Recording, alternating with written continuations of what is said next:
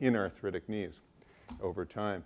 And so in our first 119 patients, there's about a 79% success rate there in looking at survival of these implants at about 9.9 years. So it's a meniscus going into an arthritic knee. We can tell someone, hey, for 10 years or so, we would expect that would work pretty well and keep you playing sports on your biologically reconstructed joint.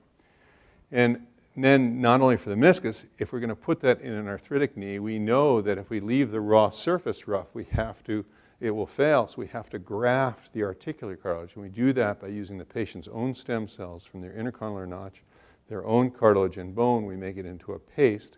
We bloody that arthritic area and then graft the paste onto it, all within the patient's knee. And that's called an articular cartilage paste graft repair. The old thought was that cartilage couldn't heal, that it was avascular and aneural. And the new thinking is that, listen, cartilage cells, chondrocytes, can grow in tissue culture. And if they can grow in tissue culture, why can't they just grow in the knee joint? And so what we did is use that principle by creating the right matrix and healing environment inside the knee joint. We created a paste graft for healing of the cartilage surface. And so here, this is what dead arthritic bone looks like. You've got a hole, and remember the cartilage should be white and shiny.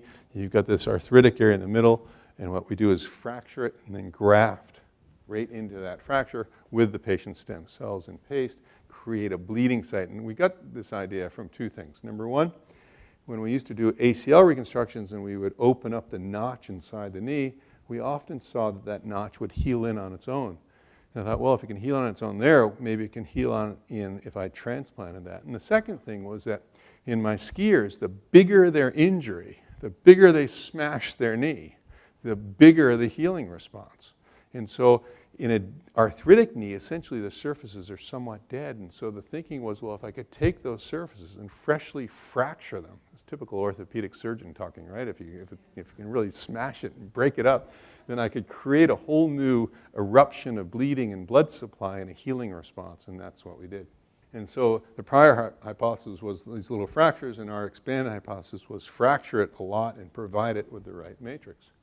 And so this is how we do it. We look inside the knee, we see that arthritic area, we shave it, we fracture it with an actual ice pick called an awl, and create a big bloody defect there. We harvest graft from the intercolumnar notch here, as you see, with a trephine, and take it out of the knee and put it in a little graft smasher, and in the OR just hit it with a hammer and create a paste of the stem cells and bone and cartilage.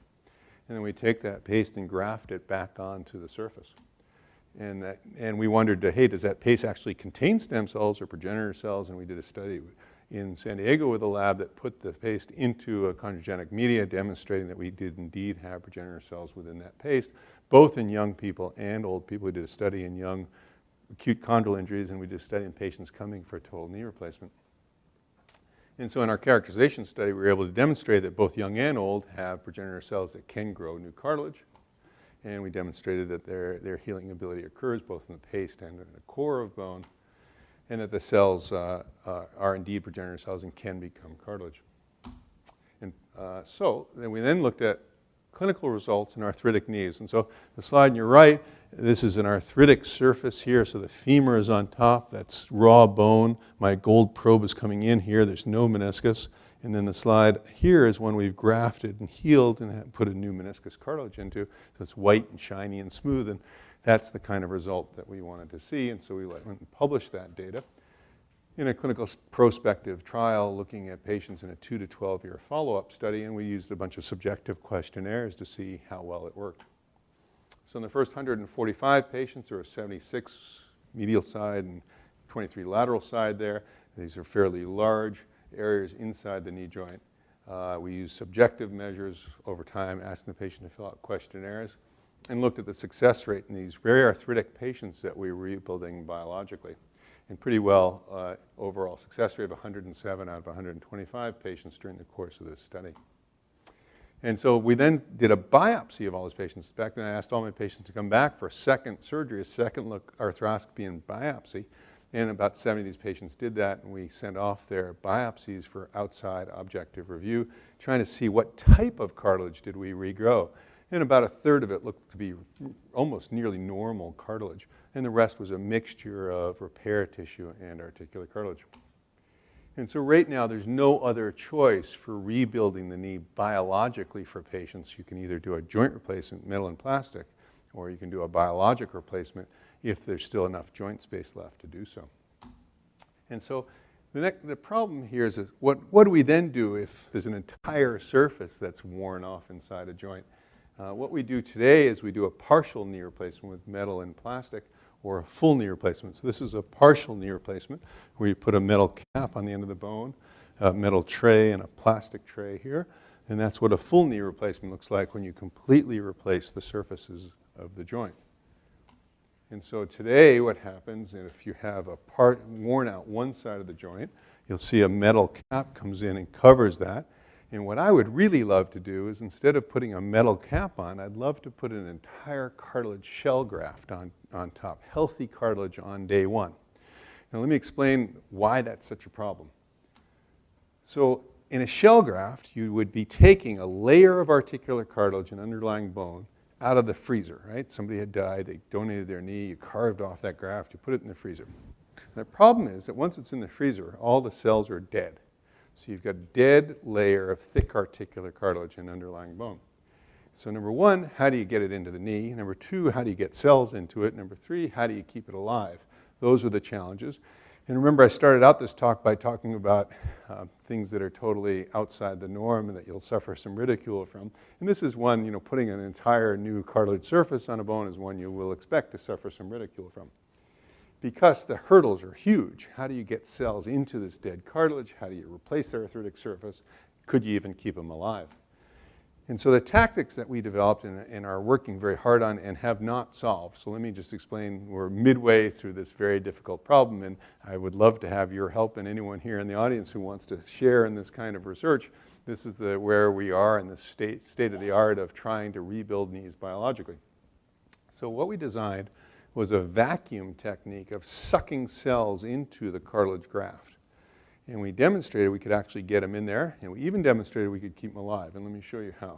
And so the first step was, okay, how do you put the graft into a knee? So we took a pig knee model, and pigs, because they're reasonably close in thickness cartilage to humans, and because you eat them so you don't feel so bad about using them in science. We always feel bad about animal research, but if you're going to use an animal model, I think that's a very reasonable model to use. So in the pig knee, we went ahead and created these defects and we implanted these fresh grafts.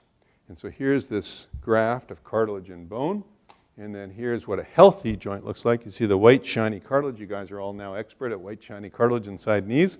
Here's the histology of what it looks like. So the underlying bone here and the normal cartilage cap on top.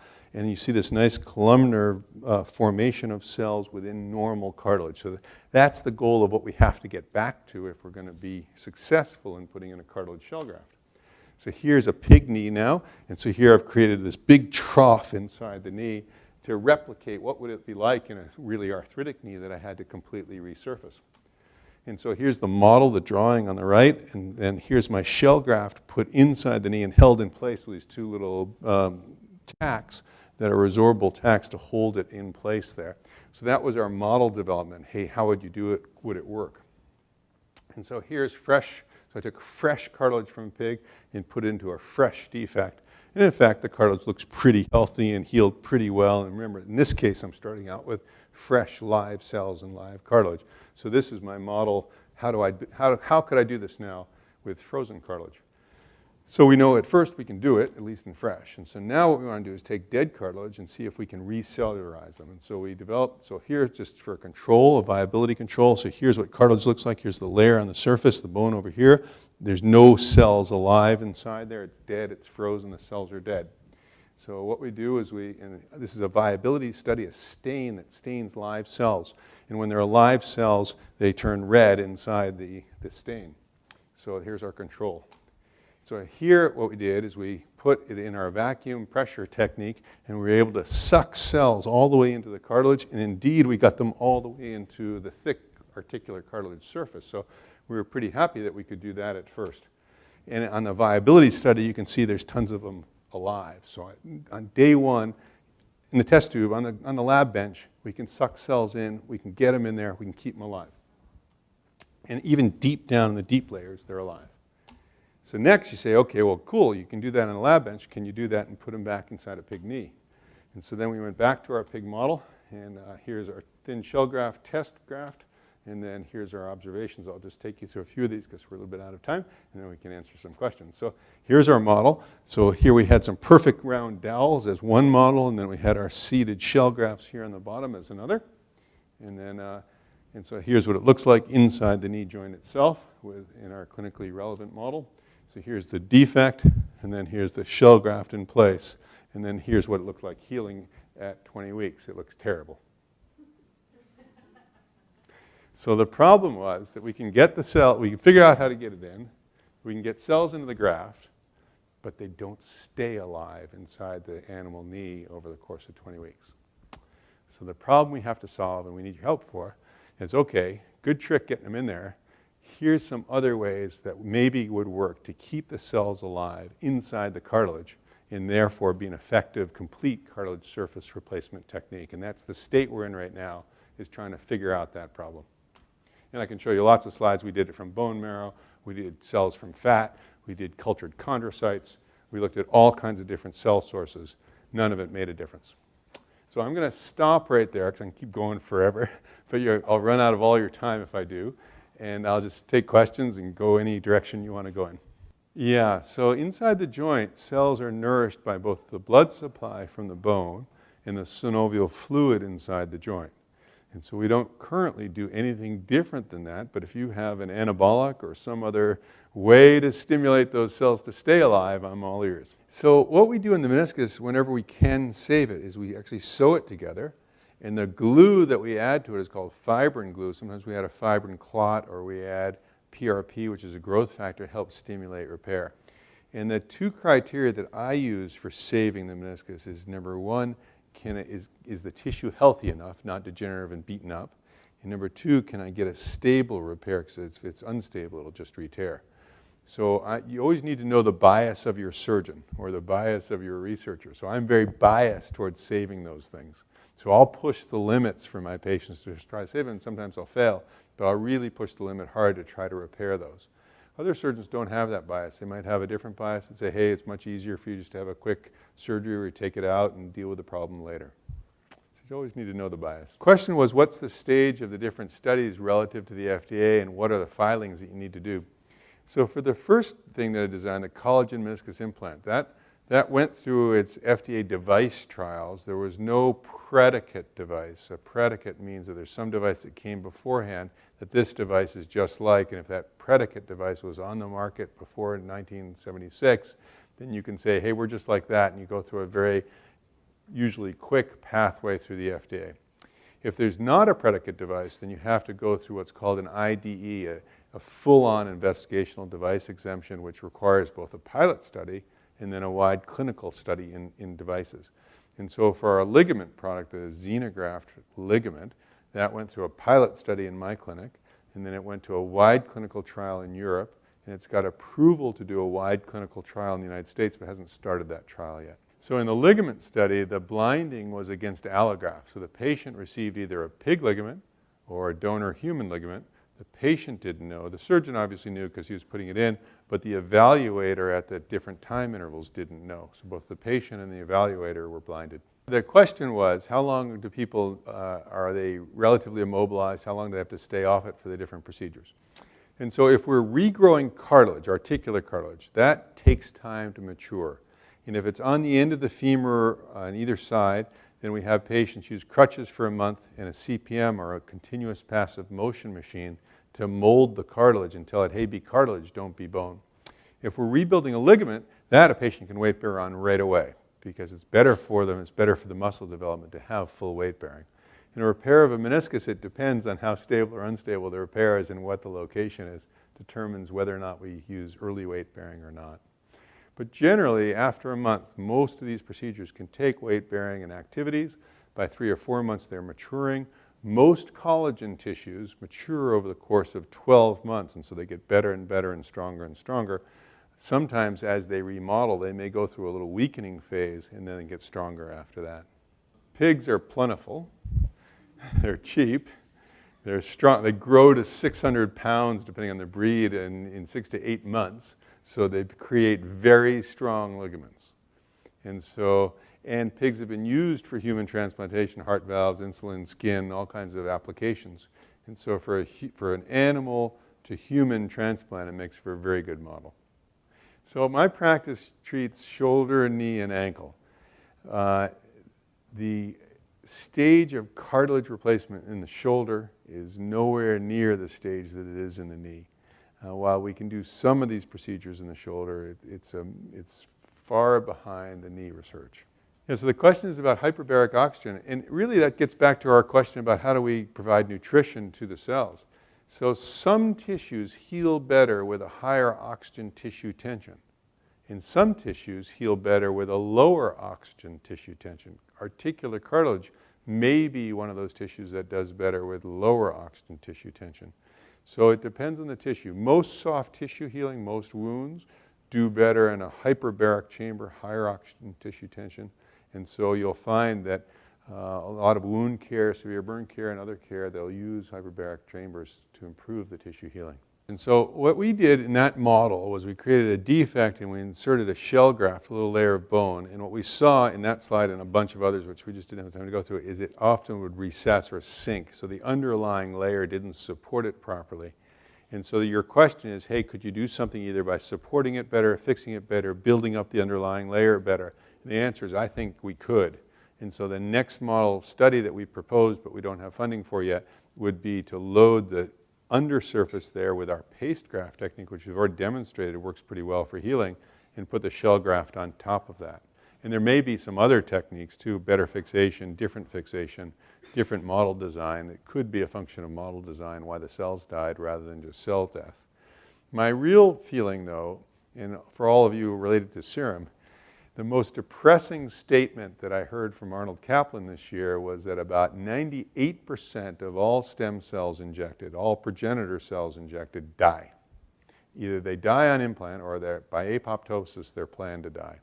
And that seems to be across the field of stem cell research other than in the eye, which has been stunningly successful.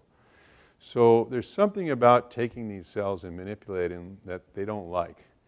The other thing is that we are finding that there may be a teaching phenomenon that goes on, that articular cartilage cells may teach other cells that come into that area how to behave like articular cartilage. And there's a whole collaborative process that we don't quite understand yet that I think is probably pretty exciting. And so I may leave you with one thought, and the thought is the same thought that I tell my kids, and that's that most of what we know is not true.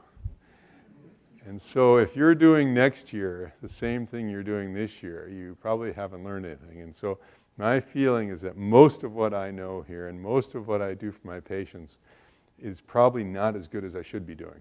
And I try very hard every day to think about, how do I do these better? How can we improve on these? How do we look at something the way you just did and said, hey, look, it might not be your cells, it may be just the way you're putting it in, dummy.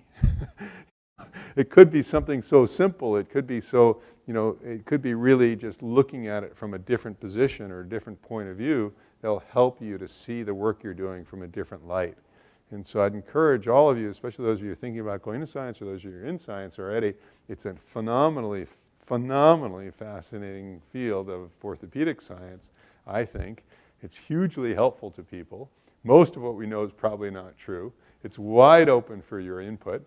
And I'd strongly encourage any of you who have any interest at all to become as excited about it as I am.